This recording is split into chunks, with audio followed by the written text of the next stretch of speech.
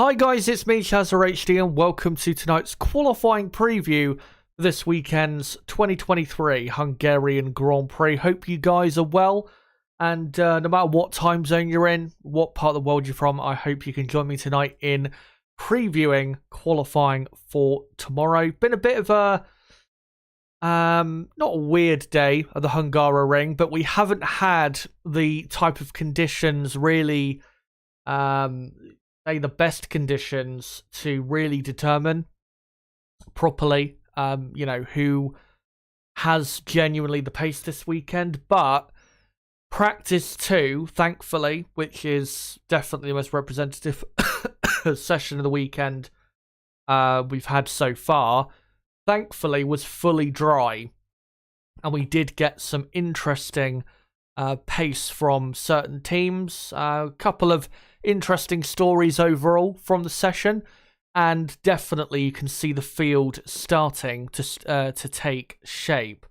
So yeah, obviously in this qualifying preview we'll get into the results of practice 2, the sector time data from practice, just to see where certain teams are looking quick so far. Also does give a good indication as to maybe certain teams, if they're sandbagging, running a bit extra fuel or not running as high engine mode as, say, other teams are. We'll also get into car upgrades as well, because we now have the official released list from the FIA for this weekend as to who has brought what upgrades, and we've got quite a few teams that have brought parts this weekend. Not everyone has brought a massive upgrade, I will say, but definitely a couple teams have brought, quite a bit for this race in Hungary. Obviously, we'll go through that. I'll give you my final prediction for the top 10 in qualifying for tomorrow. And then individually, we'll go through the teams and I'll get into a bit more depth as to how they're looking so far and how I think they'll truly get on in qualifying tomorrow. Just to clarify though, even though today we saw some rain in practice 1, I think a couple drops of rain in practice 2, but nothing serious. It was still a dry session. Looking at the weather for tomorrow, it looks like it's going to be dry pretty much all day. And then Sunday definitely will be dry all day. No chance of rain on Sunday. So, yeah, should be dry for the rest of the weekend unless a shower comes out of nowhere. But even looking at the radar, rain doesn't look very likely to be hitting the track at all for the rest of the week going forward. So yeah, should be a dry weekend here in Hungary. So before we go any further, let's get into the results of practice 2. And yeah, the results were incredibly interesting and very surprising in certain parts of the field.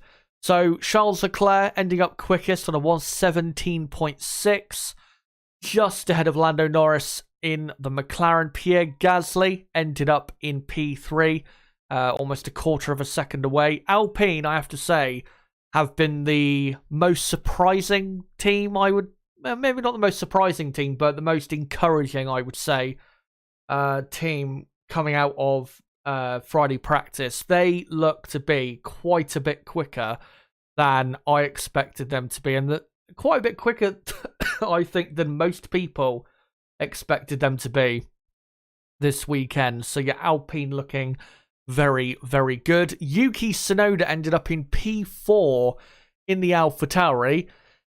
Considering the 2 Red Bulls, 2 Mercedes, and a McLaren were outside the top 10, I don't think that pace is as genuinely good as it appears. But yeah, very impressive nonetheless. And AlphaTauri have brought, I think, the most amount of upgrades to this Grand Prix.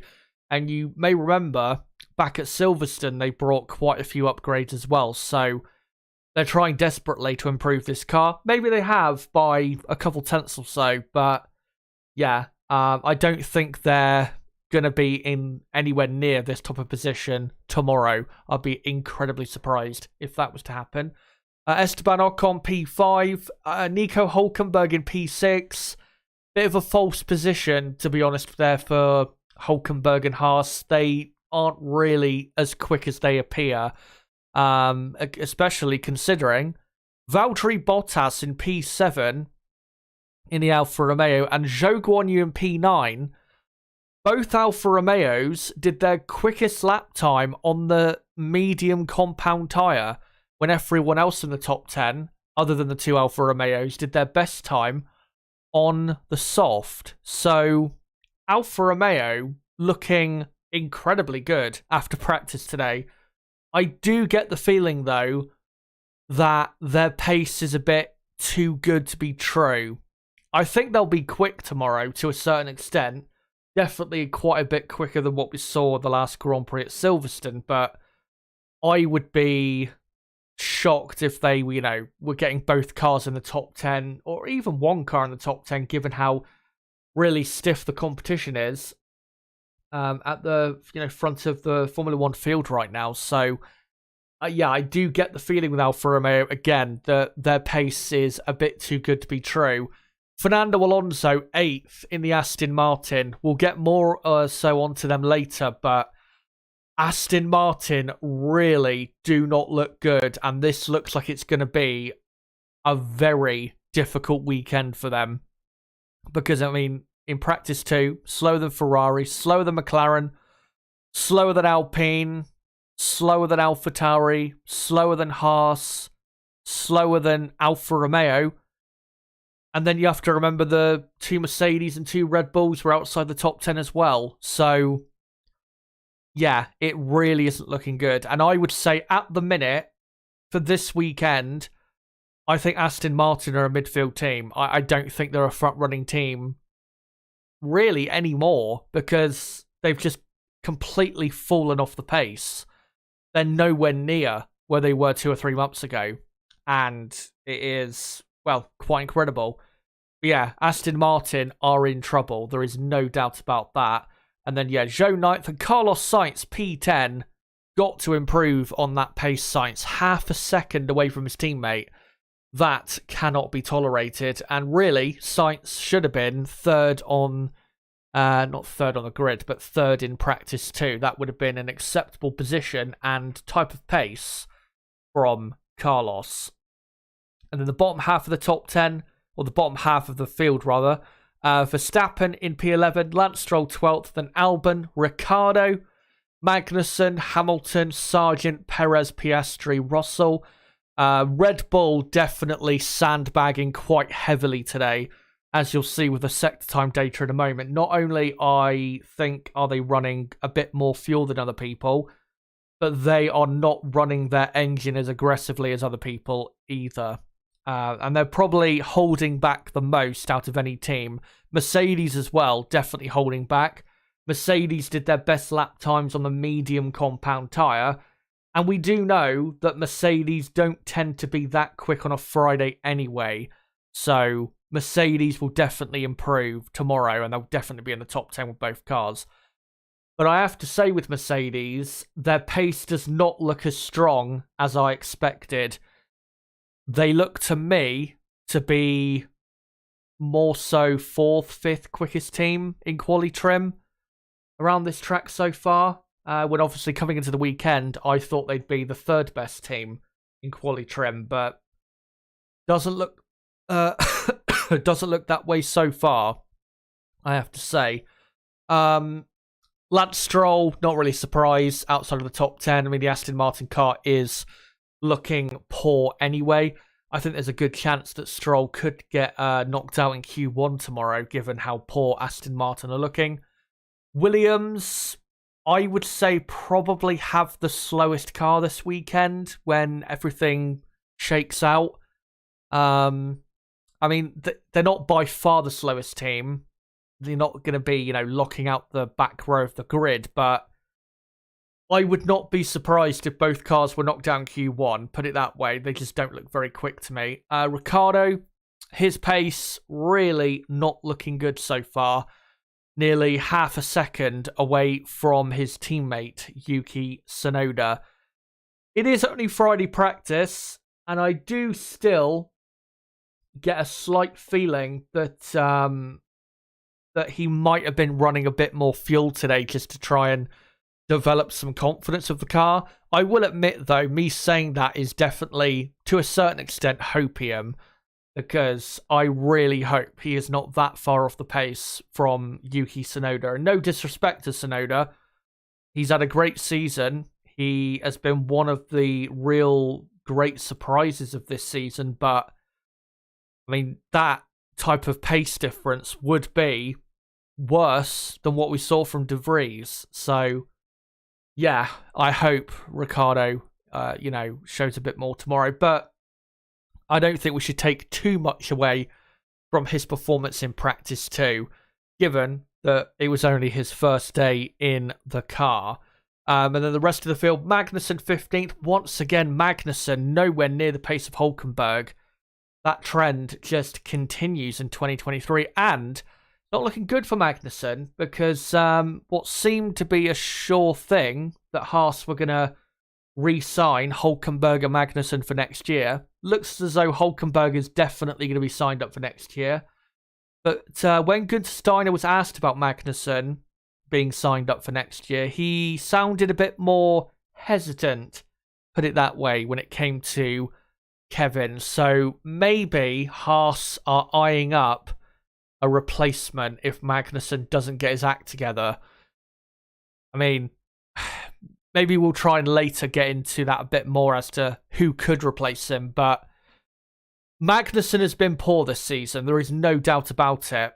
His pace has been really poor compared to Hülkenberg. He's making Hülkenberg look like like one of the top drivers in Formula One, when we know Hülkenberg is a solid midfield driver. That's what I thought Kevin Magnussen was as well, but we've not really seen that this season. And yeah, that can just continuing here in Hungary. Mercedes, like I said, they did the best times on the mediums. The difference between the C5 and the C4, which is the two softest compounds we have here, all the compounds they brought this weekend are the softest compounds they have for the soft, medium, and hard. So, we should be getting a bit of an exciting race on Sunday when it comes to strategy, as the tyres definitely today seem to be wearing out quite a bit. But, when you do the tyre correction, Mercedes definitely, I think, are top 10 runners. But given as well that they tend to be a bit more conservative on a Friday, Mercedes, compared to what they do on a Saturday, I think Mercedes, I think are definitely going to be in the top 10 with both cars. And if you are a Mercedes fan, I wouldn't panic, but I wouldn't be confident either going into qualifying tomorrow, put it that way. Sergio Perez, 18th, and he did that on the soft compound tyre. If you guys were watching practice one, you would have known he crashed with pretty much his first flying lap, I think it was. I didn't actually watch practice one, so I don't know if it was officially his first flying lap, but that really could destroy his confidence for quite a bit longer. And he doesn't have much confidence at the minute anyway. And Perez is in a very precarious position when it comes to his Formula One and, well, definitely Red Bull future and quite possibly Formula One future, because these performances are horrendous, we have to say. And you can see there on the same compound of tyre, 0.7 of a second slower than his teammate around such a small racetrack. That is an enormous amount of time to be losing. I got to say as well, Logan Sargent, with him losing about 4.5 of a second to Albon. Once again, Logan just not good enough with his pace. Alex Albon is a solid, at times very quick driver out of the, say, midfield pack of drivers we have in Formula One. But Logan is making Albon look like a driver that deserves to be racing for Ferrari as a number one driver or something. He's making Albon look a lot better than I think he is. So I really need to see some improvement there from Logan Sargent. But those are the results of practice 2. Let's now get into the sector time data from the session to understand a bit more as to how everyone is looking. So in the first sector, which is the least important sector by far, and it doesn't really represent the first sector, what this track is about.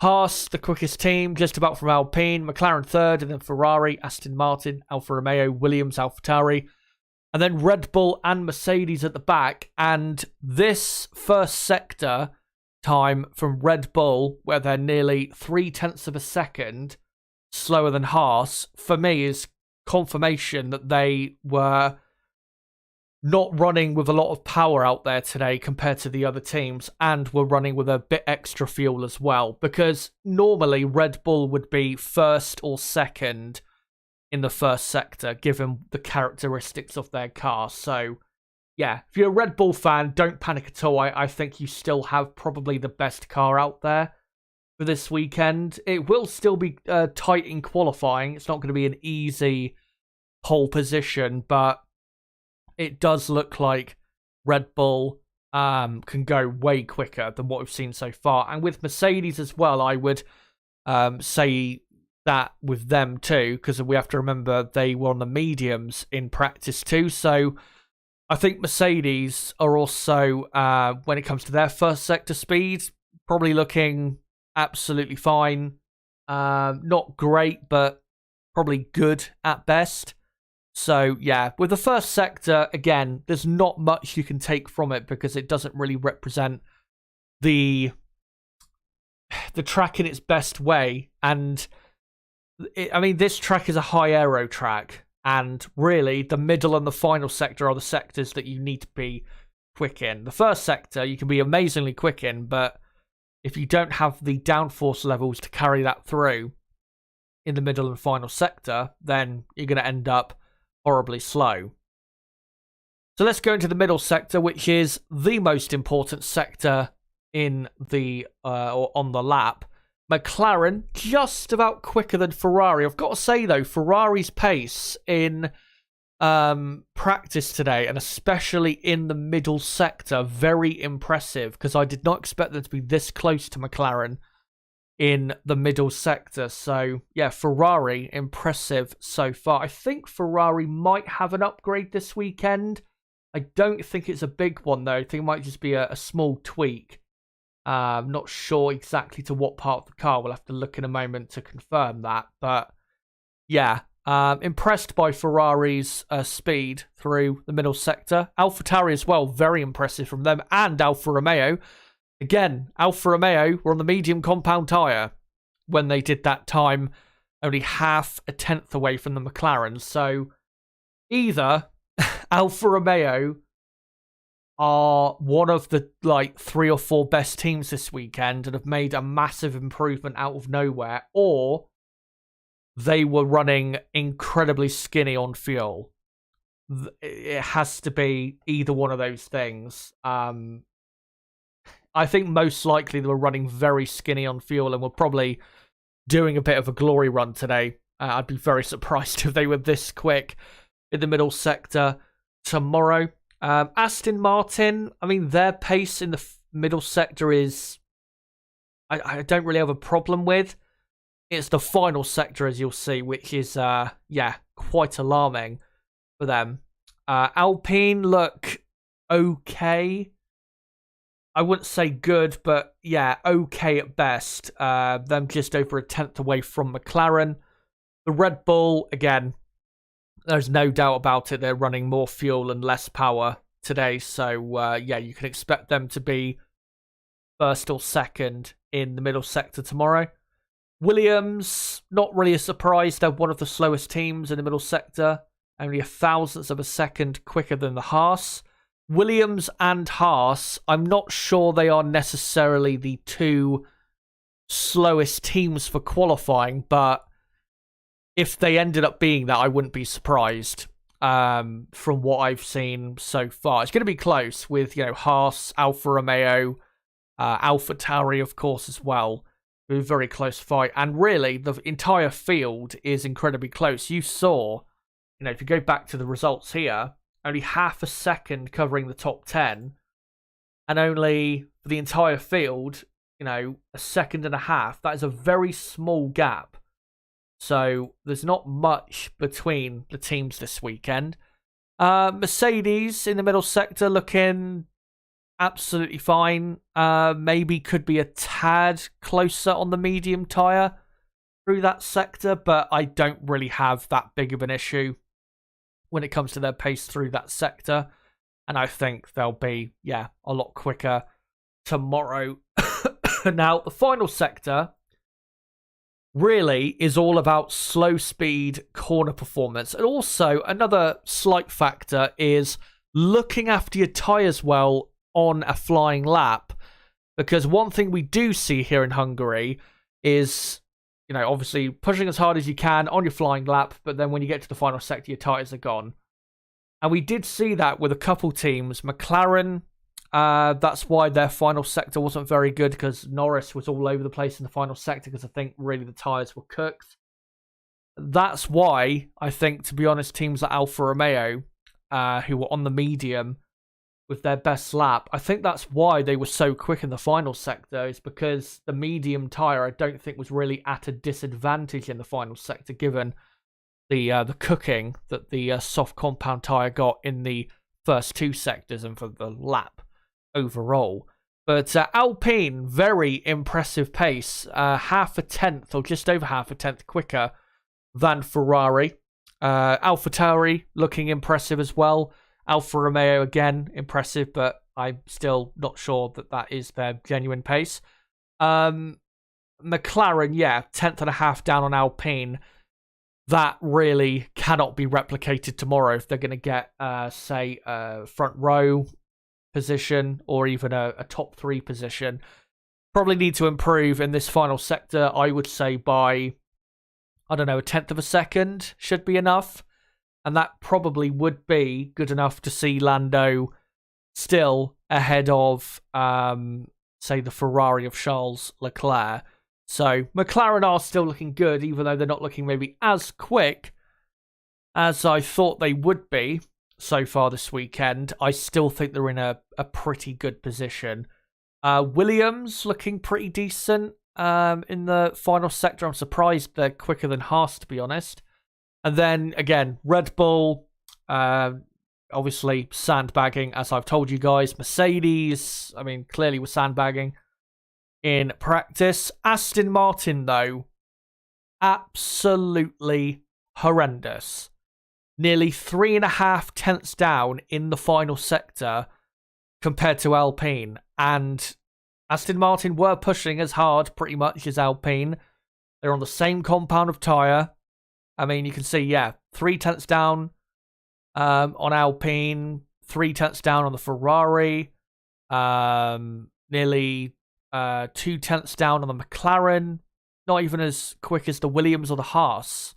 So, in that final sector, where I would have expected Aston Martin, that sector to be their best sector, given how good their car is in slower corners, but from what I've seen so far, doesn't seem to be the case, and they really have fallen back quite a bit, have the Aston Martin team. And if they're going to improve on what we've seen today and try and get a decent position for tomorrow, then really it's the final sector they need to improve on.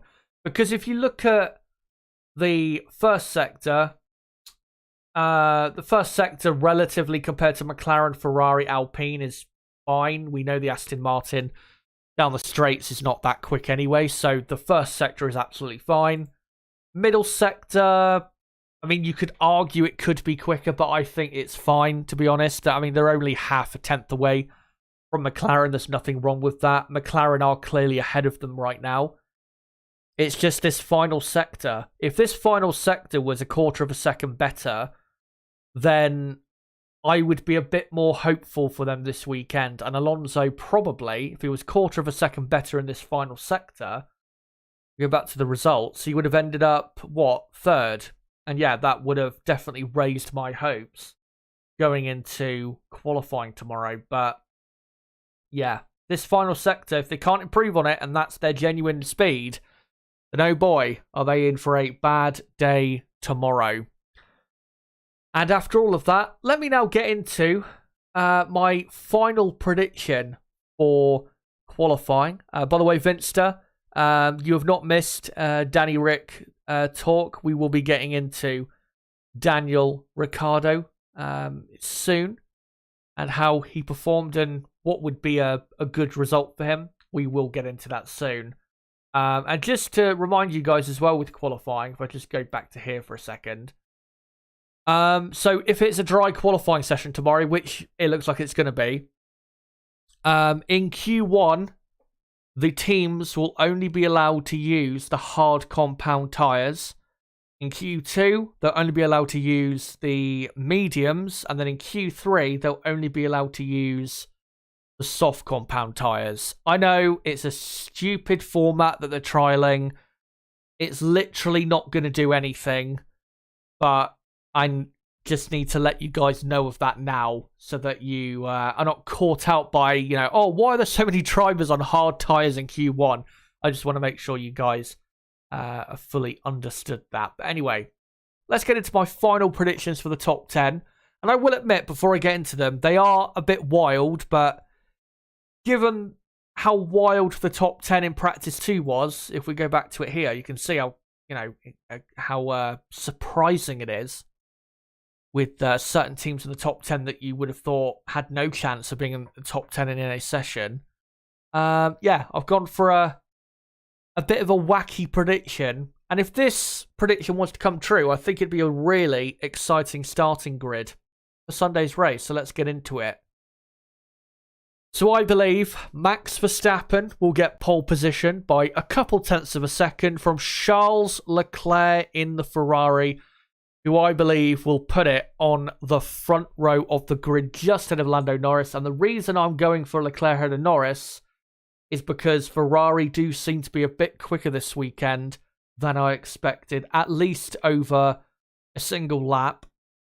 And I think really what makes the difference in qualifying tomorrow is, even though I said the first sector is not that important, because the Ferrari car has much better straight line speed, Ferrari probably will be lapping a bit quicker than McLaren in the first sector. And as we saw in Sector 2 and Sector 3, they were pretty much equal through those sectors, with Ferrari probably being a tad quicker. So I think that probably will make the difference, but it's going to be incredibly close between Leclerc and Norris. But that is my top 3 for qualifying tomorrow. Lewis Hamilton, I am going to go in P4, just ahead of Pierre Gasly in 5th. Now, I need to stress, I do not think that Mercedes are actually quicker than Alpine over a single lap at the minute. The reason I've gone for Hamilton ahead of Gasly is because it's Lewis Hamilton at the Hungaroring. That's purely why I've gone for that result. Not because I genuinely think Mercedes are quicker than Alpine. I think if Hamilton was in the Alpine, he'd probably have a decent chance of getting 3rd or 2nd on the grid.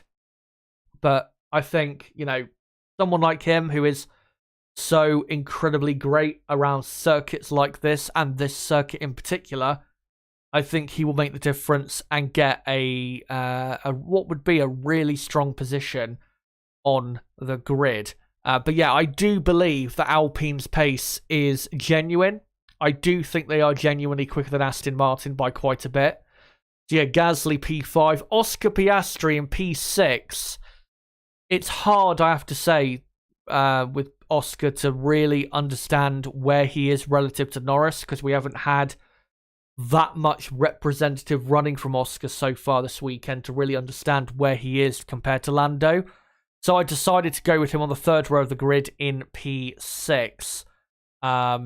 Yeah, the last time we raced here in Hungary before this weekend was in 2020, so there's not enough data really to say that he's going to be, really quick this weekend, or that this is one of his better tracks.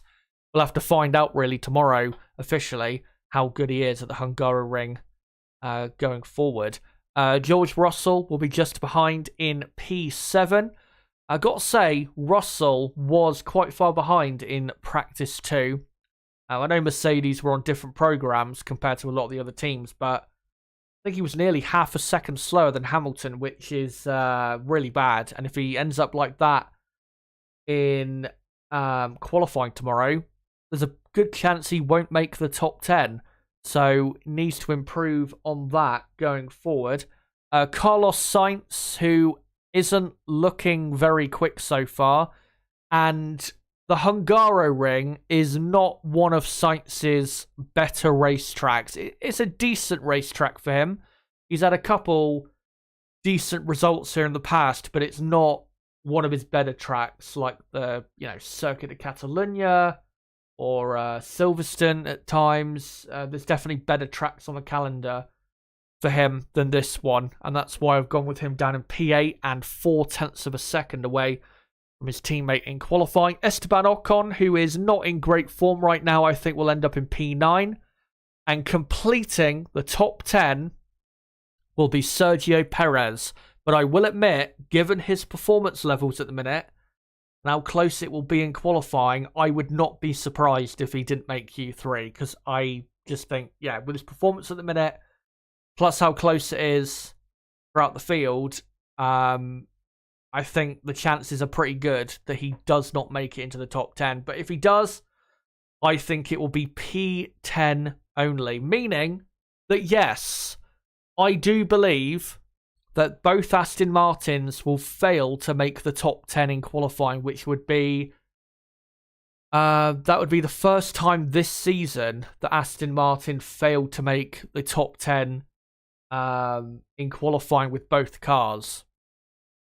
And given their pace at the minute, I genuinely think that's where they are. I think, honestly, in qualifying, they're probably going to be fighting teams more like, AlphaTauri, Haas, probably Alfa Romeo. That's probably who they're going to be fighting more, rather than your Alpines, Mercedes, McLarens, Ferraris, and obviously Red Bulls. So, yeah, I think Alonso will be knocked out in Q2, probably in like P12, something like that. And Stroll, I honestly think he'll be knocked out in Q1, probably in like 16th or 17th place. So yeah, Aston Martin are a midfield team at the minute, and unless they can make massive improvements, then they're probably going to remain that way for the rest of the season, and they will drop quick down the championship if that is indeed the case. So, those are my predictions. That's all the data from practice 2 today. Let me just cut back to here before I move on any further, because we're now going to get into car upgrades. Because we had the official list come out a few hours ago, and I want to get into it so you guys can truly understand who has brought what going into the rest of the season.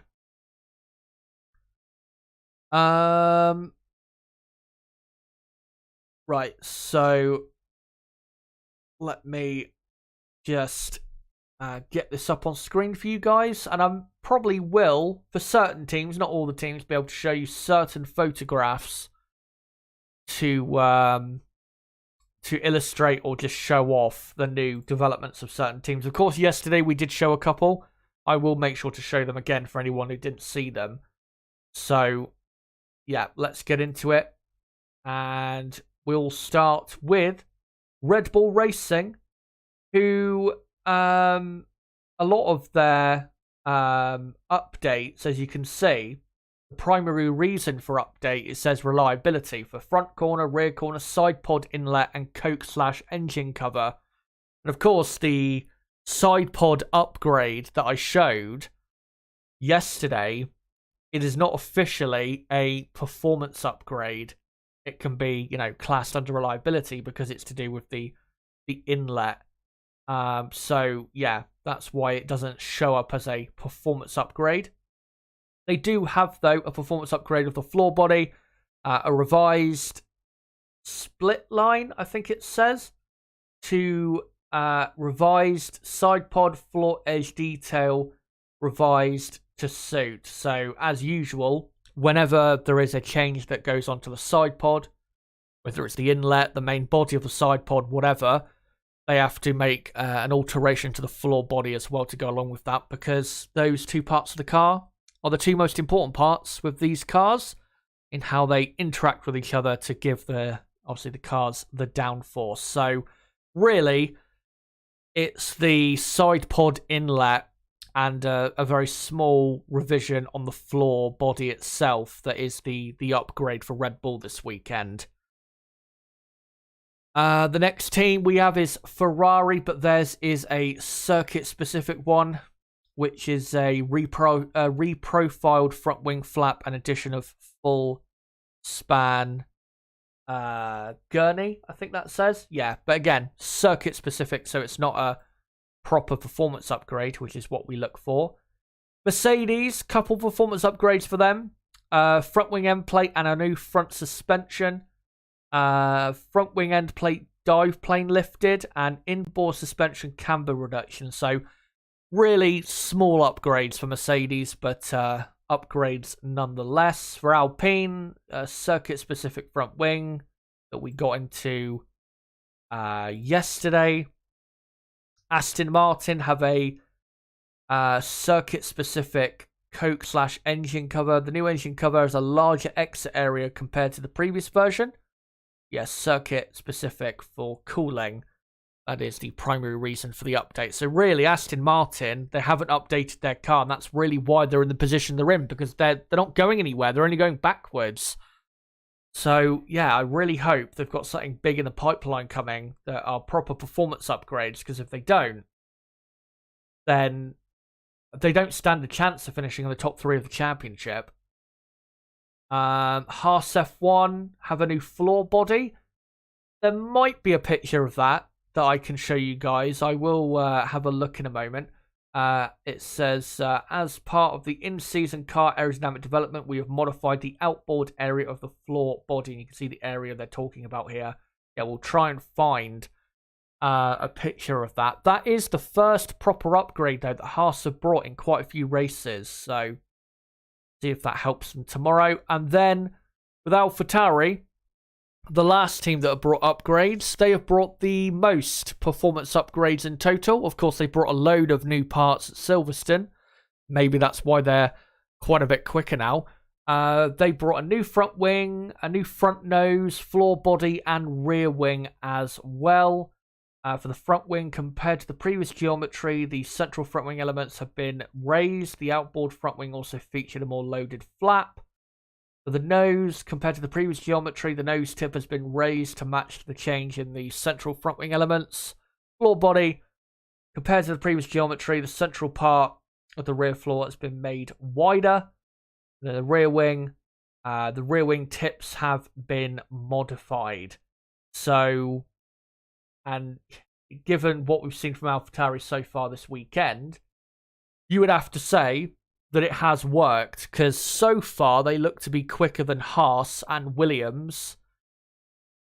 Maybe not Alfa Romeo, but definitely has helped their car. By the way, as Albert was getting into here, I think yesterday, this is the new CEO of the Alpine brand. Laurent Rossi has been, told to fuck off. That's what he's been told to do. So this is the new guy, Philippe Krief, I think it is. Yeah, no idea who the guy is. Alpine continue the revolving door policy, which has literally won them nothing in Formula 1. And just continues to show why Alpine have been the complete failure that they've been. Here is a couple pictures of the side pod inlet difference that I showed yesterday. You can see on the top here is the new one. On the bottom is the old one. And yeah, just the inlet is a bit tighter than it was before. And you can see here as well the side pod, the new side pod, going down to the floor. A bit straighter going down to the floor than it was previously. But it's not a massive difference, to be honest. And to be honest, the upgrade itself is not massive, I would say. And yeah, you can see here a bit in terms of the inlet and the shape of the inlet compared to the bottom picture. Just the difference in the shape and how more closed up the hole is going into the side pod. So yeah, this update probably will give Red Bull an extra 2, maybe 0.3 of a second at most. Nothing massive, but yeah, definitely will improve their performance. And of course, it will help keep up their brilliant start to 2023. Let me just go back to here. And indeed, by the way, with this team on screen, McLaren, they have not brought any upgrades here. And by the looks of it, and we were hearing this after the British Grand Prix, that there may have been a change of plan in terms of when to bring the final upgrades. Yeah, they've clearly decided that they are going to go a different way with those upgrades. Maybe they'll save some of them for, I don't know, when we get into like September, October. Maybe spread them out over a couple of the European races, final European races after the summer break, maybe. We'll see what McLaren do there. But given that their wind tunnel, I believe, is now operational and they've made such improvements, I think they'll be pretty keen to be getting on with next year's car, which will be the first McLaren car completely designed, I guess, by or using that new wind tunnel. And we've already seen how they've, brilliantly used it so far. So McLaren definitely should be starting next season in a very good place. The other teams as well that didn't bring upgrades are what? Alfa Romeo, I don't think brought anything. So yeah, really, the only performance upgrades is Red Bull, Mercedes, but Mercedes is very small. Haas and AlphaTauri. That's it, really. With Red Bull and AlphaTauri being probably the most notable from what we've seen so far. But yeah, those are all the upgrades. Now let's get into the teams into a bit more depth and how I think they'll get on and why I think they'll end up with the results I've gone for. Before we do, though, just want to remind you guys what the plan is for tomorrow and Sunday, the race weekend here in Hungary, here on the channel. We will be doing a Practice 3 F2 sprint race and qualifying watch along tomorrow afternoon from 11:15 a.m. until 4:30 p.m. UK time. Make sure to join me for that. And then on Sunday, I'll be doing the race preview and race watch along, probably joined by my co-commentator Niblo, live from 12 p.m. UK time until 4:30 p.m. Of course, I'll be going live as usual 2 hours before lights out in Hungary. So make sure to join me for that. And if you are new to the channel, don't forget to subscribe for more content like this. Bottom right of the screen, you can do it right there. And for everyone watching right now, don't forget to smash that like button. We're currently on 14 likes. Make sure to, smash the like button if you haven't already. Let's try and get up to 20 or 25 likes if we can in the next so many minutes, half an hour or so. But let's now get in to the teams. And I'll start with the world champions themselves, Red Bull. And we'll quickly start with Sergio Perez. Yeah, crashed in practice 1. Didn't do much running in practice 2. Of course, he did damage the car quite a bit, and there is not a massive gap between practice 1 and practice 2. So, yeah, it was a very bad day today for Sergio Perez, and his confidence is probably as low as possible. So, even though I have predicted him to get into the top 10, like I said a few minutes ago, would not be surprised at all if he missed out and was eliminated in Q2 or even Q1. I mean, Perez historically has never been that quick here.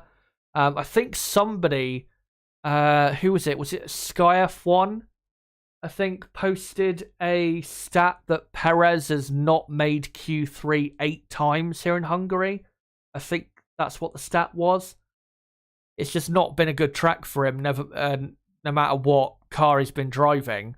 And And obviously, when you're in the form he's in, and now his confidence even lower after the crash, it's not looking good, well, whatsoever for Sergio Perez. But I'll go with him in getting into the top 10 somehow and pushing through that adversity that he's having to go through mentally at the minute.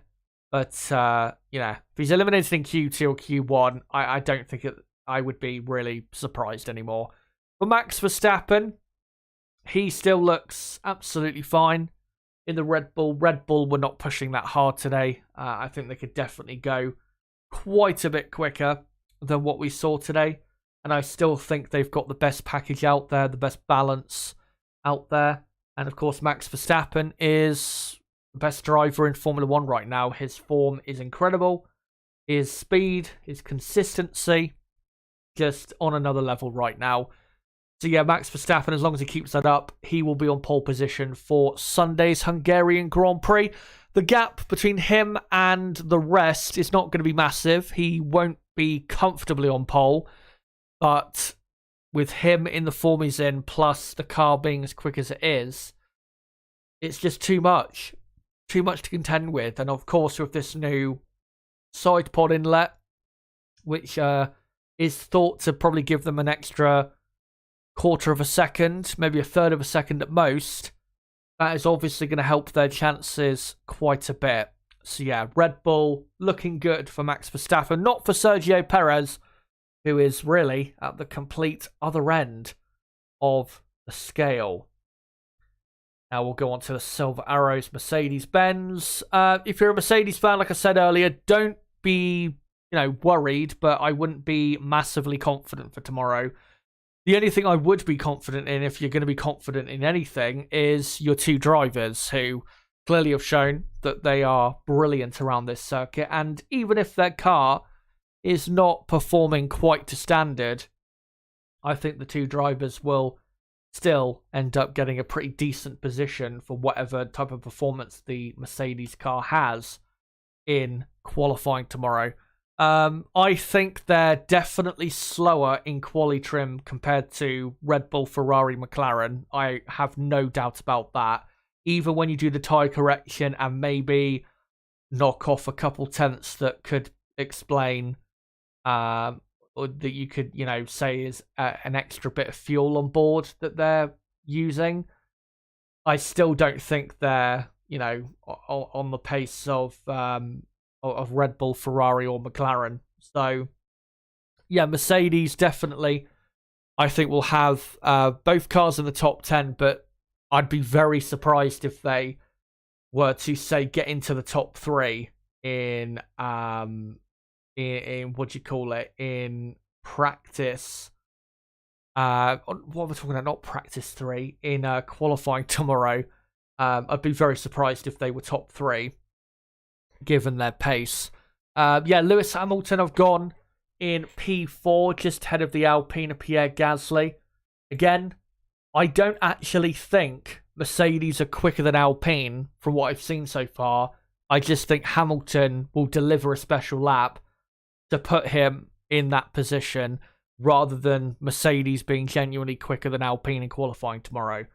So, yeah, Mercedes, I would say, are probably the 5th best team going into qualifying tomorrow. That's how it looks to me, with, Red Bull, McLaren, Ferrari, Alpine looking quicker. But because the gaps between them and Alpine will still be small, the drivers, obviously, will make the difference for Mercedes, because they have a much better driver lineup, and that's why they're able to get the most out of how good or how bad their car is. So yeah, Hamilton P4 on the grid. George Russell, I've gone 7th on the grid. I don't think he'll be that far behind on lap time, but given how close the field will be and how close it'll be with the two Alpines, the second McLaren of Oscar Piastri, probably the second Ferrari of Carlos Sainz, maybe even the Red Bull of Sergio Perez if he magically turns up tomorrow with more confidence. It's going to be very close, and I think because Russell, as of late, has not been that great consistently in qualifying. I know, of course, he out-qualified Hamilton at Silverstone, but a lot of the time in the last few races, he's been struggling, to be honest, compared to Hamilton. I think he will have a bit of a lowly position of P7, but I think if Mercedes were to qualify there, they could definitely still get a good race result going from there for the rest of the weekend. But yeah, Mercedes looking decent, but nothing special, and not as good as I really hoped, which is quite a shame, to be honest, because I thought they'd be really right there with McLaren. Not as quick as McLaren, but I didn't think they would be quite clearly slower than McLaren like they've proved to be so far this weekend. And visually, when you look at the cars on track, the McLaren does visually look a lot better with its handling compared to the Mercedes car as well. So a shame, but I mean, if you look at what Mercedes are really fighting for this season, of course, they want to try and get a race win before the season ends, but they're second in the championship. Aston Martin, the team behind them, are way slower than them and are slipping further and further behind to the point where scoring even a few points is an achievement for Aston Martin. And then, Ferrari are what? Nearly 50 points behind. And Ferrari, we know, are not the most reliable team when it comes to consistently scoring good points. So, really, as bad as it sounds, I mean, Mercedes, if they can make progress on Red Bull between now and the end of the season, that's great. But as long as they hold off the teams behind them and finish second in the championship, does it really matter if they're not, say, the second best team on the grid for the rest of the year? I don't think it really does. Because really, the focus needs to be mainly on next year's car, because even if they win a race or two between now and the end of the season, so what? They need to be next season starting off a lot closer to the Red Bull team. At least, they need to be, I would say at most, actually, half a second away at the start of next year if they're really going to get something a lot more out of the 2024 Formula One season. So, Mercedes looking all right. But of course, for their fans who have very high expectations, it's going to seem like they're terrible. But given where they start the season and given what this car fundamentally is, I don't think they're really in that bad of a position from what I've seen so far this weekend. So not looking amazing, but they look to me to be absolutely fine, the Mercedes team. Let's now go on to Aston Martin. Oh, dearie me, they do not look good. Aston Martin only 8th and 12th in practice 2. And when you consider that there were 2 Red Bulls, 2 Mercedes cars, and the McLaren of Oscar Piastri outside of the top 10, 5 cars that you would imagine will be in the top 10 for qualifying tomorrow, that is really not a good omen. And I think Aston Martin, if they were to get into Q3 with one of their cars, most likely, of course, that will be Fernando Alonso, that would be probably a pretty good achievement for them, because with how they look at the minute, not only are they, not as quick as Red Bull, Ferrari, McLaren, or even Alpine, I mean, they're miles away from Mercedes from what I've seen at the minute, but they don't even look as quick so far as AlphaTauri or maybe even Haas. It's really worrying, the drop-off in pace. And again, it's because of a lack of upgrades. The only upgrades they brought this season is a new front wing, which, wasn't a massive upgrade. And then the only big upgrade, really, was a new side pod and floor, which came in Canada, but has been negated pretty quickly by upgrades for McLaren, further upgrade for Mercedes, Ferrari have fully realised, I think, the potential of their upgrades that they brought around that time. Alpine, I think, are probably doing well this weekend, more so because of the track layout rather than Alpine, improving because of, new updates to the car. AlphaTauri, of course, have brought a load of new updates and look a lot quicker. They've just been left behind, have Aston Martin, and it's such a shame because back at Monaco, they had Alonso on the podium, second, miles ahead of, Alpine, Ferrari, Mercedes, McLaren. They were the second best team in the month of May. That's where their performance was. And now, at least for this weekend, I don't see them at all as a top 5 team. I think they're, at best, the 6th best team this weekend. They're probably even worse than that, though. They're probably the 7th best team, at least for qualifying tomorrow. So, yeah, very troubling days for Aston Martin. Apparently, they're going to be bringing some new parts. We'll have to see when that is exactly. Hopefully, it is soon. But yeah, I've lost all excitement and I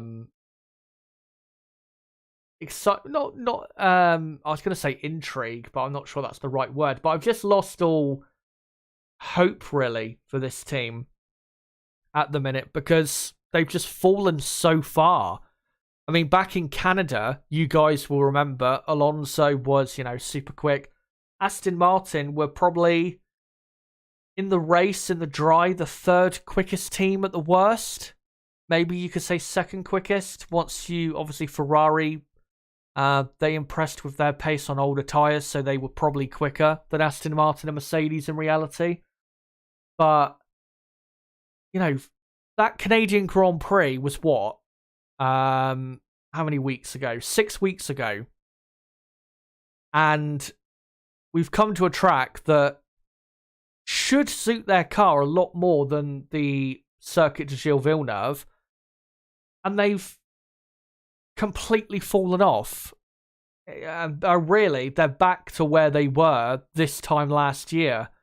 Well, not quite this time last year, but I would say they're back to where they were at the end of last season. It's just horrendous. It really is horrendous. And I'm just quite depressed, to be honest, because obviously at the start of the season, we were, going on about how great it looked for Aston Martin, how great it was to see Fernando Alonso back in a front-running car.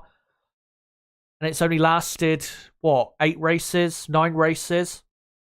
And now you can see that they're, back in the midfield. Really hope we see some improvements soon. As I said earlier, I really don't see, even if they improve that final sector tomorrow, I still don't think they're going to be massively quick. I don't think they're on the same level as Red Bull, Ferrari, McLaren this weekend.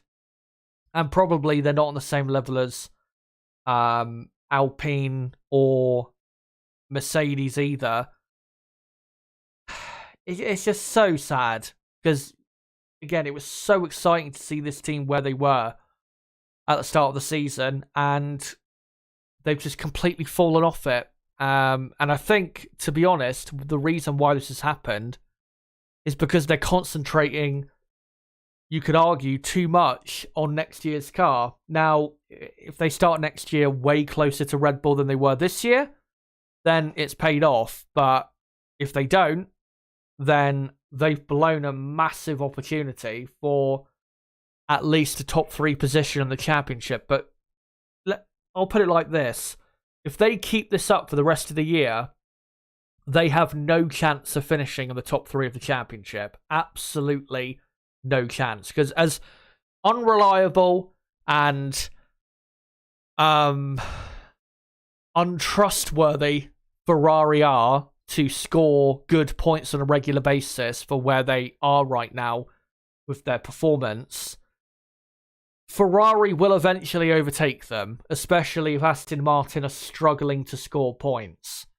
You can only rely on so many mishaps and disasters at Ferrari before you eventually are beaten by them. So, yeah, Aston Martin, not in a good place. Let's hope I am proven wrong tomorrow and their pace is actually a lot stronger. But if they don't get any cars into Q3, I would not be surprised whatsoever. They are nowhere near where they need to be. Let's now go on to the Ferrari team. Ferrari looking a bit better than I expected this weekend, and I probably underrated their performance looking back at it. Yeah, they're right on the pace of McLaren. Are they going to be as quick as McLaren or quicker? Still hard to say. I mean, that final sector from Norris definitely contributed to why, as to why Lando and McLaren did not end up P1 in practice 2. But even if he did a bit of a better final sector, it still would have been close. So, yeah, it's going to be very interesting to see between Ferrari and McLaren who ends up the better team, and really who ends up quicker between Leclerc and Norris, two incredibly talented and, when it comes to qualifying, insanely quick drivers when they're properly on it. So, yeah, going to be really interesting to see. But Ferrari, pace looks good. Charles Leclerc looks very good. And I would say that he has a pretty good chance, given Sergio Perez's struggles and given Mercedes don't look that great. I'd say Leclerc has a pretty good chance of being in the top 3 on the grid, which would be quite a bit better than I expected coming into this weekend, because I think yesterday I predicted Ferrari at best to be 6th on the grid with Charles Leclerc. So, yeah, that would be brilliant for them. And if they were to get what I predict they'll get after practice 2, a front row, that would be a really promising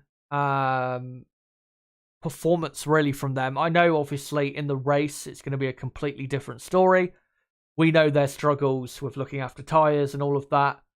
But yeah, I mean, going forward to be that quick around a high aero track, which is so testing for the cars, obviously so testing for the drivers, it would be a really good showing if they could put it on the front row of the grid, especially going into next weekend's race at Spa, where they should be a lot quicker than they will be this weekend, because the Spa track definitely suits their car more than this one. So, yeah, really, fingers crossed they can pull off at least a top 3 with Charles Leclerc. Carlos Sainz not looking that quick so far this weekend. That's why I've gone with him down in P8. If he can improve that pace a bit, then, I mean, a second or a third row wouldn't be the worst result for him. He's definitely not going to be as quick as his teammate. I don't think he's really ever been as quick as Charles around this racetrack. In the last couple of years, they've been teammates. So, yeah, I would expect Carlos Sainz to do anything amazing. Chances of him being in the top 5 of the grid are probably not that great. So, yeah, if you're a Sainz fan, don't get your expectations up too high and don't get your hopes up. But, yeah, Ferrari's performance with at least Charles Leclerc looks very good. Very, very good, if the picture will just stay on this one. Yeah, performance looks really, really good. So, I'm very encouraged by what I have seen. And I don't know, I'm starting to get a bit of a good feeling about Ferrari as of late. I know, of course, at Silverstone, it was a disappointing weekend, but from what I've seen in the last 3 to 4 races, I've definitely seen a bit of an improvement, and just a not a massive upturn of form, but definitely it feels like Ferrari are heading in the right direction from a technical standpoint, because they've definitely improved since the start of the season. And yeah, they definitely look like they're moving forward rather than, staying still or moving backwards. In the first 6-7 races, it really felt like they were moving backwards. So, yeah, definitely feel quite encouraged by what I'm seeing at the Scuderia. And we'll finish up before we go on to onto your comments in the chat. Let's just quickly touch on McLaren. Oscar Piastri, we'll quickly just delve into him. Yeah, he's not done enough representative running compared to Norris for me to really understand how his pace is compared to Lando around this racetrack. So that's why I've gone with him. P6 on the grid, which is still a decent position. It's not the end of the world. He could still get a podium from that position, as long as the McLaren pace and his pace was good enough, of course. So, yeah. With McLaren, or with Oscar Piastri in the McLaren, he should be fine. He should get a decent result tomorrow. I hope that I am underplaying what his true performance will be like. He didn't have the greatest practice too. He didn't do a lot of running, because I think there was an issue that McLaren ran into on his car. So, yeah, wasn't the greatest FP2. He couldn't really get in the soft tyre running that he wanted to. So, really had to concentrate on the heavier fueled stuff. So, yeah, we'll see tomorrow in practice 3, if there's no issues for his car, whether whether he can just get out there and get right on the pace of his teammate. And talking of his teammate Lando Norris, he, no surprise, looks incredibly quick. He was, for a bit of time, up in P1, and then Charles Leclerc just about went quicker. And again, really, it was that final sector costing Norris going P1. He ran a bit wide on the exit of the penultimate corner. And then through the final corner, it looked like his tyres had gone, to be honest. And the car was moving around quite a bit. So it wasn't really the best final sector that Lando could have done. So I do get the feeling that there is possibly more pace in this McLaren than what we've seen. But I'm not confident enough to say that they'll definitely be quicker than Ferrari tomorrow. So, yeah. Leclerc and Norris will be, on the same pace. It probably will come down to very minute things that decide who wins that battle, but I would be very surprised if McLaren got pole position, considering Red Bull and their new side pod upgrade, which should improve the pace of their car. Red Bull, I don't think there's anything really to take from them so far today. They look to me to be a lot better. What am I trying to say with Red Bull? Not that they're I'm not. Hold on. Let me rephrase what I'm trying to say. It's not that they look a lot better so far with their upgrade, because we can't really tell that. But you would imagine, given that it's Adrian Newey, an Adrian Newey designed car, if an upgrade goes on, it's going to work, isn't it? That's just the way it works at Red Bull. So, yeah, I still think Red Bull are just a bit too good for McLaren. But if Norris can put it second or third on the grid, and then McLaren have got, some strong race pace, I don't see how they can't get another podium here in Hungary, and obviously get their second podium in a row in 2023. McLaren still looking very quick. But let's go back onto these pictures. So, before we move on to the more so midfield teams in 2023, let me come to your comments in the chat, guys. And read what you guys have to say, because I can see plenty of comments, but I want to properly get to them. So, yeah, let's get into it. I'll try and go through these in the next, I don't know, 15 minutes or so, 20 minutes maybe at most, and then we'll get into the rest of the teams quickly. So, and as well, just so you guys know, there is a poll running at the top of the live chat where I've asked you guys who is most likely to challenge Red Bull for pole position at the Hungarian Grand Prix. Your options are McLaren, Mercedes, Ferrari, and Alpine. Let me know who you think is most likely to challenge the Bulls for pole position. In my view, really, Ferrari and McLaren, I'd say it's like a 50-50 between those two. And then Mercedes third and Alpine fourth, I would say. But, yeah, still, most likely, Red Bull are going to be the ones on... are still most likely going to be the ones on pole. Hello to all of you. Good to see you all. Silverback says, did you see Red Bull pulled a Ferrari with the boy that was crying when Perez crashed? That was so nice. Yeah, I saw that. There was a young fan crying in the crowd after Perez crashed, and then he got a lovely tour of, well, everything to do with Red Bull and AlphaTauri and all of that. Very similar to that kid back in Spain in 2017, I think it was, when Raikkonen crashed out of the race on the first corner. He didn't really crash, he was crashed into. Kid cried, and then he got to meet the man himself. So, as we know, if you get caught as a kid crying in the stands at an F1 race at the right time, then that is absolutely bingo for you. And he'll probably have a paddock pass for the rest of the weekend. Josiah says this qualifying is going to be weird. It is going to be a bit weird.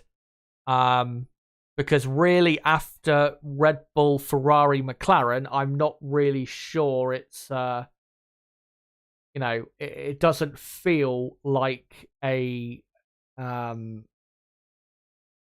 guarantee of where people are going to be. It's really, really close this weekend. Of course, though, that's what we want to see. Laurie Rastogi says Albon always manages to get a decent result, so Q2 is possible for sure. It's possible, but again, I wouldn't be surprised if he lost out and got eliminated in Q1 because Williams don't look that quick. I think Williams really are waiting for next weekend, where they should be probably top 10 runners with how quick they are at power tracks.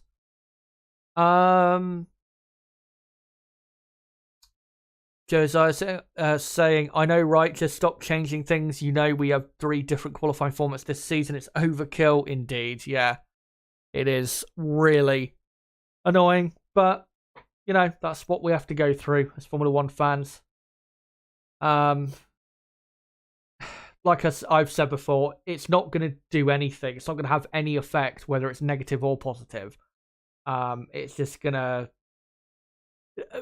This is why it's so stupid, is the reason they've added it is purely in the hope that it will spice things up. Even though it won't. It's, it's like changing things for the sake of changing them. It just doesn't do anything. It's just so stupid. And I mean, when it comes to like sports and certain formats and the way things are done in sports, yeah, sometimes it is good to break tradition and bring in a new way of doing things. But that's only good if it is proven that new way of doing things, a new format, a new whatever, is proven to be better. And that's what's annoying about, the sprint format, the whatever this format is, the tyre format, I guess you could call it, is that there is no evidence, or at least with the sprint format, not enough evidence to suggest that it is better than what we've had since 2006. So that's why the traditional qualifying session we've had since 2006, nearly 20 years, that's why it's still the best system, and that's why it should be the qualifying system. Laurie Rastogi, Haas maybe should replace Magnussen. You may as well replace him and take risk. He hasn't done anything at all, or done anything all that special in F1 aside his debut race. I would disagree. I think, in his prime, he was an incredibly quick driver. And his prime, I would say, was probably 2018, 2019-ish as well. He was an incredibly quick driver, but I think really... he's not as good as he was 5 years ago. There is no doubt about that. But given his performances purely this season compared to Hülkenberg, the conversation definitely has to be had about should we replace Kevin Magnussen. And I guess we can get into that conversation now, which I said we would later in the stream. Who would you guys replace Kevin Magnussen with if you were to replace him? I mean, there's not a necessarily obvious replacement that I have in mind at the minute. What do you call it? You've got, if you look at Formula 2, you've got a couple decent drivers. Teo Pourchaire, obviously, is part of the Sauber Academy. If he wins the F2 title, he's probably going to be racing for Sauber next year, which, of course, is Alfa Romeo this year. You've got Oliver Behrman, who is incredibly talented, but I don't think he's ready for Formula 1. And given that Haas is still closely tied to Ferrari, and obviously Behrman is part of the Ferrari Driver Academy, that would probably be a good move, Behrman and Hülkenberg at Haas. But again, I don't think that I don't think that Behrman is ready for Formula 1. I think he needs another, obviously the rest of this year in Formula 2 and next year as well.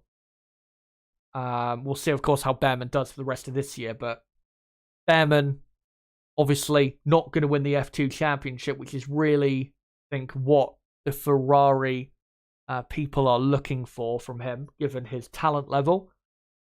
So, yeah, Behrman, not ready yet. Pourchaire definitely won't happen. I doubt you'll see them going after someone like Frederick Vesti, who is currently leading the F2 championship, because I don't think Vesti is probably what they're looking for. I know people may say Mick Schumacher, but I don't think Mick Schumacher's ever going back to Haas, because it does seem as though he has quite poor relations with Günther Steiner after what happened at the end of last season. So I don't think that's happening. Yeah, who else could replace Kevin Magnussen? I'm trying to think. I mean, yeah, it's quite hard to say, really, who could replace him. It's definitely going to be someone who is not in Formula 1 right now, that's for sure. So, yeah, it's hard to say. Maybe you could throw in the name of Antonio Giovinazzi, purely because, again, he's part of the Ferrari program. I think Giovinazzi is officially the reserve driver of Ferrari, or one of their reserve drivers. So,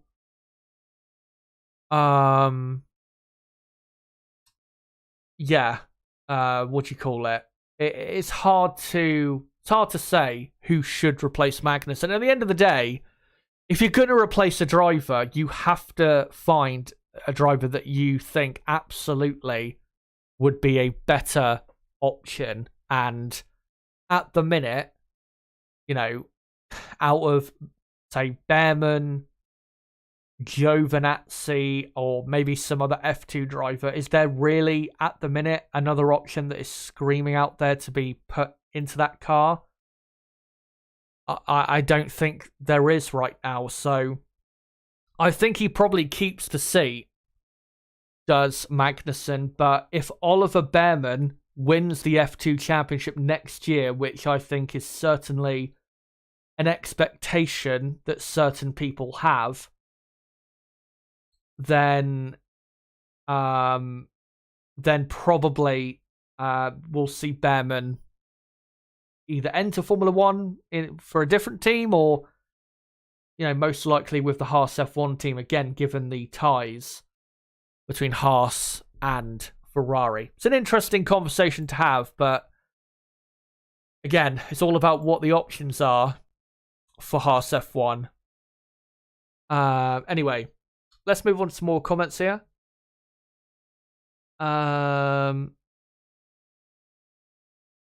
Laurie Rastogi saying, I think prior to pre-season testing, we'd look at Aston Martin thinking that getting P7s like Alonso did at Silverstone would be alright, but now that's deemed as a bad result. True, that is true, but at the end of the day, a disappointing result is considered disappointing based on what your potential is, and we've obviously seen this season what their potential is. It's to be the second best team, and regularly be on the podium. But of course, they've fallen away from that. But I do agree with you. If they started the season like this and they never really improved on that, then I don't think we'd really care that much about Aston Martin being in this position. But it is quite an extraordinary drop-off that we have seen from Aston Martin. Let's find some other comments here if I can. Vinster says, I'm betting Max, Lewis, Sergio, Fernando, Lando for top 5 this weekend. Sergio is questionable, but he needs to perform. Laurie says, I think you're underestimating Sainz a bit. I was critical of him after Baku. But since then he's been solid pace-wise. Since Baku...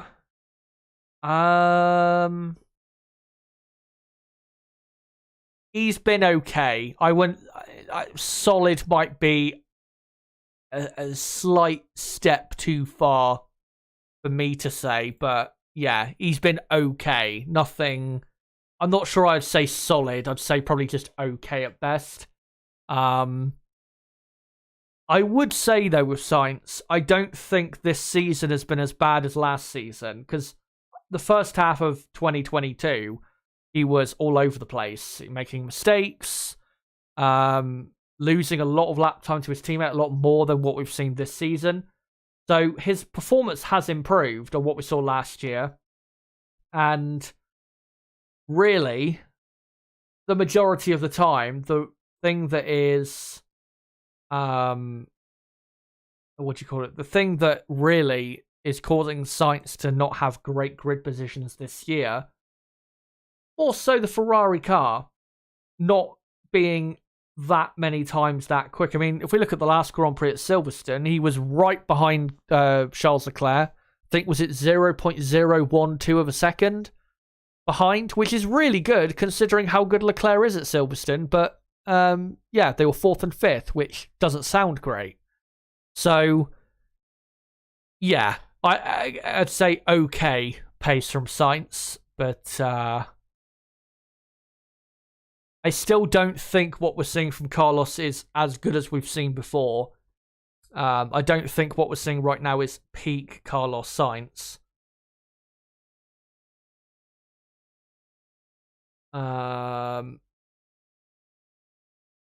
Let's find some other comments here. Laurie saying, Jesus, that's bold. Both Aston Martins. One thing that's worth noting, Alonso has been out-qualified both times by his teammate Ocon at this circuit. Yeah, that is true. I mean, Alonso normally very quick around here, but as we know, that his qualifying pace has never been strong, really, around most tracks. He's never been amazing on a Saturday. So Sunday he'll more so come alive. But yeah, Alonso not the greatest qualifier, which certainly doesn't help when you're trying to secure, great grid position. Josiah says, yeah, I'm done with Perez. I'm not convinced with Ricciardo just yet, so I'll be reserving judgment until the end of the season. Well, put it this way. If Tsunoda, and I know we've only had, one proper practice session to really judge it, but if Tsunoda comfortably beats Ricciardo between now and the end of the season, then surely, if they're going to replace Perez, they've got to replace him with Tsunoda. Because that would be, even though, yeah, Ricciardo probably isn't as good as he was in his prime, to comfortably beat De Vries, who we thought, oh, yeah, he was, terrible, and then put Ricciardo in, who we thought was going to be a lot better, and if he's able to beat him comfortably as well, at that point, it's not just that his teammates are terrible. It's got to be to a degree that, that he's improved on what we've seen previously, and that he's deserving, at least, of a chance at the Red Bull team. So we'll see, of course, how they get on. Of course, if Ricciardo's pace does improve this weekend, does seem as though AlphaTauri have a bit more of a car to fight with all the upgrades they put on, because at the minute they look like maybe the 6th, 7th best team out there at the minute so far this weekend. So we'll see if that carries through.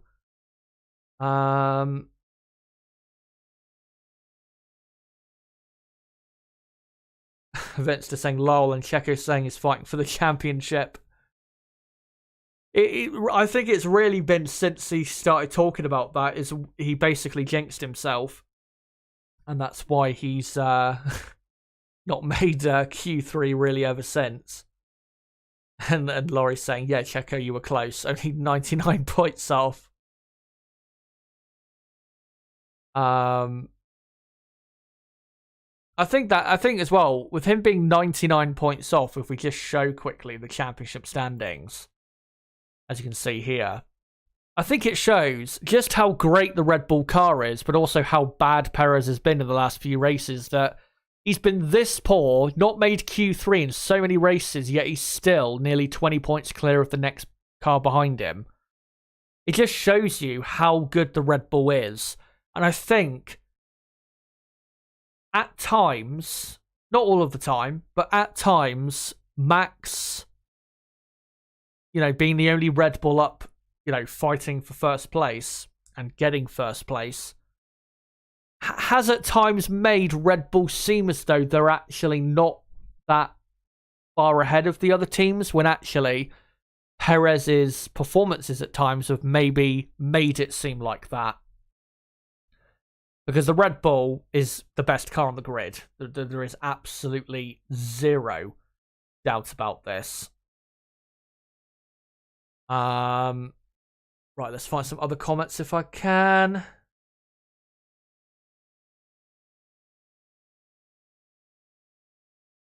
Josiah says, Merc will be quicker than McLaren in my opinion. I'm still not entirely convinced by them until I see Mercedes' actual pace.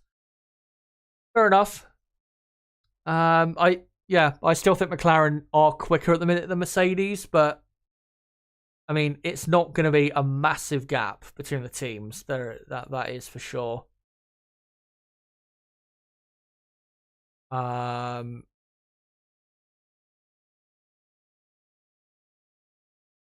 Laurie Rastogi says, I feel like George had higher highs and lower lows in terms of drive over performance this year.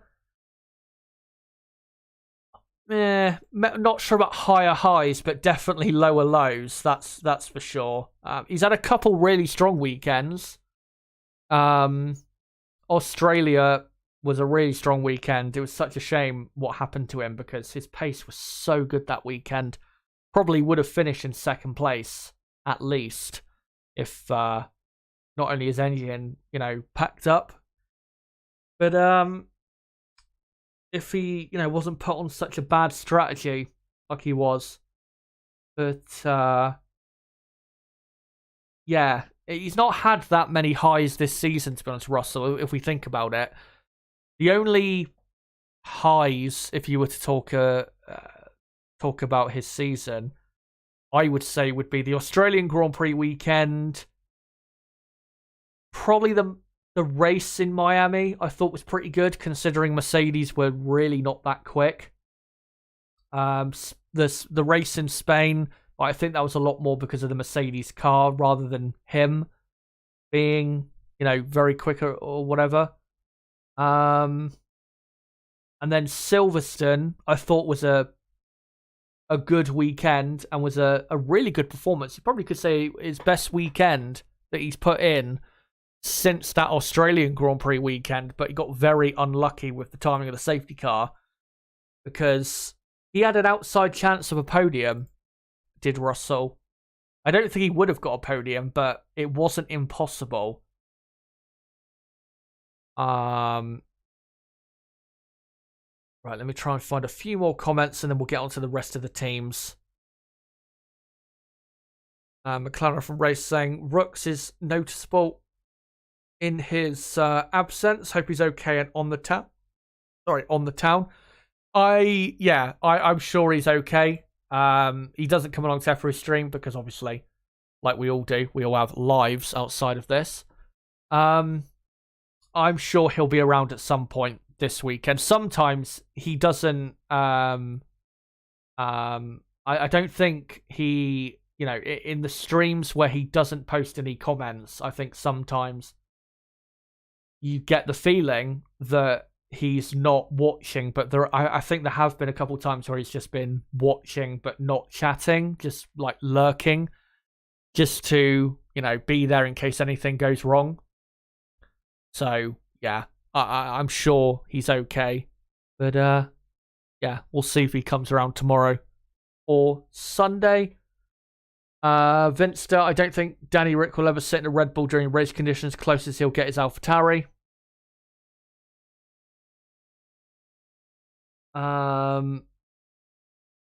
Yeah, well, at the end of the day, with Ricciardo, it's all about how he does compared to Tsunoda, this man on screen. If he beats Tsunoda by a decent margin, then if Perez keeps these performances up, then Ricciardo's back at Red Bull. So that's really as simple as I can put it. Anyway, let's move on to the rest of the teams as we finish up here. So, go on to Alpine, who had a very good day today. I do want to stress, though, that I do think this performance is circuit-specific. I don't think this is because of upgrades for Alpine. You can see this real wonky front wing they've got from this picture. The top wing elements, it's very different compared to the other teams. Yeah, what was I going to say? Yeah, Alpine, I think their performance is track specific. We have seen this season at tighter, windier, more so street circuit-like racetracks, and Hungary definitely has the similarities to a street circuit. They do tend to perform very well. Obviously, in Monaco, they're very quick. Miami, they were quick. Saudi Arabia, Australia. So it's just a track that they clearly do like quite a lot. And that's why they're so quick. It is great to see, though, because last 3-4 races before this, they've been a bit disappointing for me. So yeah, good to see them performing at a much better level. And let's hope they can carry it through for the rest of the weekend. I think, going into qualifying, they've probably got the 4th, maybe 5th at worst best car on the grid. Which is, quite an improvement from what we saw at Silverstone, where they were looking like the 7th best team or the 6th best team at times. It was quite a tricky weekend, but this weekend looks to definitely be a stronger one for the Alpine team. So, we'll see how they get on. Let's hope their performance keeps up. Gasly was 3rd in practice 2, Ocon in P5. As you saw, I went for Pierre Gasly in P5. in my qualifying prediction. I think what costs Alpine in the end getting a second row grid position is their drivers just not being able to pull out as good of a lap as what Hamilton and Russell or drivers like that, what they can do. But yeah, Pierre Gasly, I'll go P5. Gasly has always been very strong at the Hungaroring. Even for AlphaTauri a couple of years ago, I remember he was like 5th on the grid or something, or even 4th on the grid he might have been. I think for Toro Rosso, back in the day, he finished 6th here, I think, in 1 year, which was really surprising, given how Toro Rosso that year were not very quick. So, yeah, watch out for Pierre Gasly. He's probably the dark horse tomorrow for a really strong result. For Esteban Ocon, who we were just looking at there, yeah, at the minute does seem to be really just lacking pace compared to Gasly. And if you look at it, since his podium at Monaco, in terms of pure pace, Ocon has not been that quick. In Spain, Gasly was quicker, obviously started behind him and finished behind him really because of the grid penalties that Gasly picked up for blocking drivers in qualifying. Canada, Gasly got horribly blocked again, or horribly blocked rather than blocking others in qualifying, and had his race result massively compromised. Austria, Gasly was quicker. Ocon was terrible in Austria, had about 5-6 penalties for track limit violations. And then at Silverstone, again, he was a lot slower than Gasly. Did have a car problem, which caused his retirement. But yeah, since that podium at Monaco, Ocon has not really done anything. He had, 8th in Spain, 8th in Canada, and since then, it's been, no pun intended, nil points for Esteban and... well, not totally for Alpine, but for him in the Alpine. So I'm going to need to see a real step up in performance, I think, from Esteban soon. Not sure if this weekend is the weekend where that happens, but yeah, he doesn't feel like he's been in the type of form that that we maybe saw at the start of the season. Not just in Monaco, but in Saudi Arabia, he was very quick. What was it? Bahrain at the start of the year, he was quite quick as well. We're just not quite seeing that performance at the minute, and he's consistently slower than Pierre Gasly. And of course, given that Esteban has been at this team since 2020, it really is Esteban's team. He doesn't want it to quickly become Pierre Gasly's team. So let's hope that Ocon can get back on it and start to beat Gasly again, at least on pure pace. But yeah, Alpine look good, are on a track they clearly like a lot. Both cars, I think, will make the top 10. But yeah, I would still be surprised if they were on the second row of the grid. Because, of course, today, 3rd and 5th, I mean, if they were to get that in qualifying, that'd be amazing. But it's going to take something very special for them to get that tomorrow. Now let's go to Williams. Not much to say really. Williams, this is not a track that suits their car. As I said a few minutes ago, they're really waiting for the next Grand Prix at Spa, a track that suits their car much better, where they can probably score some points. This weekend, they just got to struggle on and hope that they can get somewhat of a decent result. Alex Albon, once again the main man for Williams. Logan Sargent, I have to say, once again, really far off the pace compared to his teammate. And he needs to improve on that because even though he's a rookie and, you know, I think he should be given time, given that, you know, if you were to compare him, say, to Nick De Vries, Logan is a lot younger and less experienced when it comes to motorsport. I think he deserves time, does Logan Sargent, but as of now, he's not performing well enough to be a Formula One driver. He just isn't. I'm not saying he's worse than Latifi, but he's not that far away from Latifi's level of performance. He's not in the same league as Alex Albon. And no disrespect to Alex, he's definitely improved since his Red Bull days. There's no doubt about that. But Alex Albon is not one of the top few drivers on the grid. So there's no excuse for Logan to be, if he is good enough for Formula One, this far off his teammate. So really need to start seeing some improvements. This is not really for just this weekend, but really for the rest of the season, because he's about 0.3 of a second a lot of the time too slow. That's not, the amount of time he is behind Albon. It's normally closer to, or around half a second, which, as far as I am concerned,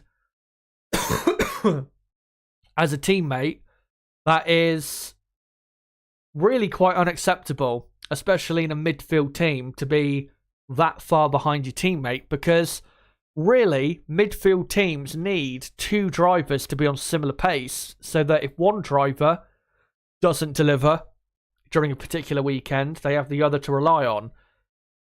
And at times, that has been Williams' Achilles heel in the last, year and a half, is that they only have Alex Albon to rely on.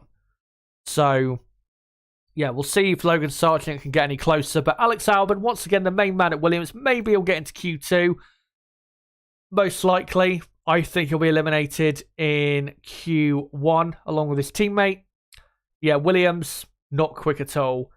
For Haas F1, yeah, they brought an upgrade to the floor body, but they don't really seem to be quicker than what we've seen. Really, I mean, they're not going to be contenders for the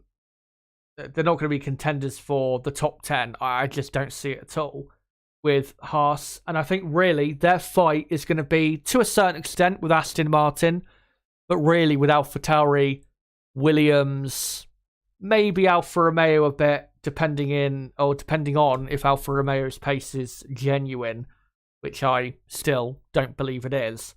So yeah, both Haas's will not make the top 10. Hulkenberg will probably get a decent position, like a 13th or something like that, which would be pretty decent for where they are around this track. Kevin Magnussen, though, you'd have to say, is looking likely to be eliminated in Q1. So yeah, Magnussen, he was miles off his teammate in practice 2, a few tenths of a second off, which around a track this short, when the gaps throughout the field are very small, that can be very costly, as we've seen. So yeah, Magnussen really looking in trouble. But for Hulkenberg, should be a decent day for him tomorrow. And Haas, yeah, they've been left behind a bit. Kind of like Aston Martin, they're just not where they were at the start of the season, and it's because of a lack of development. Alfa Romeo, again, I will repeat this. Their pace today was incredibly good, considering it was on the medium compound tyre that they did their 2 lap times on. But I just, again, it feels to me like it's too good to be true for them being that quick. Because if we go back to it, the top 10, 7th and 9th, both lap times done on the medium tyre. I mean, if you do the tyre correction, you could argue that Alfa Romeo are maybe the 4th quickest team. I just don't believe that's true, though. I just don't believe that's the case. So yeah, I think Alfa Romeo definitely are running skinnier on fuel. I am prepared to be wrong. I hope I'm wrong, because it would be great to see Alfa Romeo perform a lot better than what they did in the last couple races, where they were, absolutely nowhere is where they were. But I guess we'll have to see tomorrow, because today was really surprising just how quick they were. Valtteri Bottas, definitely watch out for him. he has a decent record here in Hungary. He's had some good qualifying results here before. Third in a Williams here before. For Mercedes, he outqualified Lewis Hamilton, I think, twice here in 2017 and 2019. So he has good form here, Valtteri. And maybe that good form will carry him into the top 10. I could definitely see Bottas getting an 11th or a 12th, but still, the top 10, I just don't see it. And I'm not brave enough to go for that prediction. And for AlphaTauri, who also looked very quick in practice, I don't think they've got the pace to keep up what they did in practice too. Yeah, for Daniel Ricciardo, he is 4.5 tenths off Tsunoda's pace so far. That is definitely not good enough. He needs to be about 3 tenths of a second at least closer than that to be performing, I think, at a level that is good enough for Formula One. Never mind good enough for AlphaTauri, or good enough possibly for a future Red Bull seat. So yeah, need to see a massive improvement in qualifying tomorrow. I think he will get closer. Thankfully for Ricciardo, if he does get closer, AlphaTauri have seemed to have taken a step forward, which is really good to see. So yeah, we'll see how he gets on. It is great to see, him back in Formula One. Car number 3, as you can see, and I have to say he does look very happy so far with how things are going at AlphaTauri. So he doesn't seem to be that concerned, but I guess we'll find out tomorrow when everyone shows what they truly have. For Yuki Tsunoda, yeah, brilliant effort by him in practice too, to finish up in 4th place. He was also not just, finishing up in 4th, he was consistently in the top 10 throughout the session, so it wasn't just a one-off amazing lap on, really low fuel. So yeah, Tsunoda has got some good pace, and I think Tsunoda definitely makes it into Q2. Where he finishes in Q2, no idea. It's going to be so close. I really don't know for sure. But for Ricciardo, if Tsunoda is like 13th or 14th, then Daniel really needs to be getting into Q2 as well to be having, I would say, a good day at the office. So we'll see if Ricciardo can do that. If he was to get into Q2 and then finish in the race around, P12, P13, that would be a pretty good weekend for him. But we'll have to see whether he can actually accomplish that. But AlphaTauri, good to see. They look a bit better with these upgrades, and still, it's going to be hard for them to climb off the bottom of the championship, given they're 7 points away from Alfa Romeo, the team ahead of them. And 7 points is a lot of points for this team to try and find. But their hope to climb off the bottom of the championship has definitely risen. And there's definitely more so light at the end of the tunnel for this team after what has been a very poor 2023. With this car design, of course, being incredibly poor, as we've seen really from the start of the season. And that's why, once they fell behind a bit with upgrades, that's why they've been so poor. Because fundamentally, this car is just not very good. So yeah, AlphaTauri, we'll see how they get on in qualifying tomorrow. But I think definitely they'll have a car in Q2. Most likely, Yuki Tsunoda.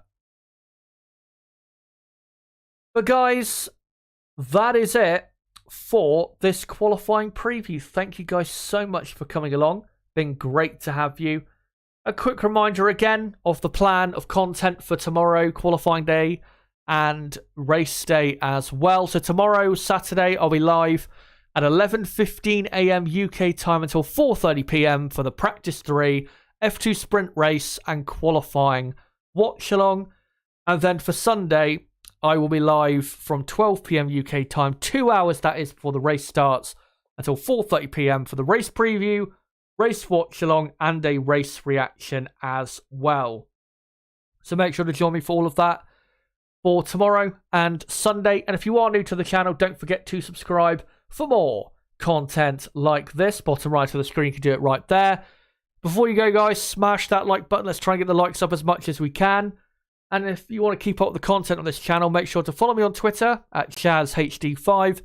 And you can also join my Discord server, which is a great place to get notifications, my videos, streams, and also channel updates as well. Would be great for you guys to join us in that server. But guys, until 11:15 a.m. tomorrow morning for qualifying day in Budapest for the 2023 Hungarian Grand Prix weekend, it has been me, Chazza HD.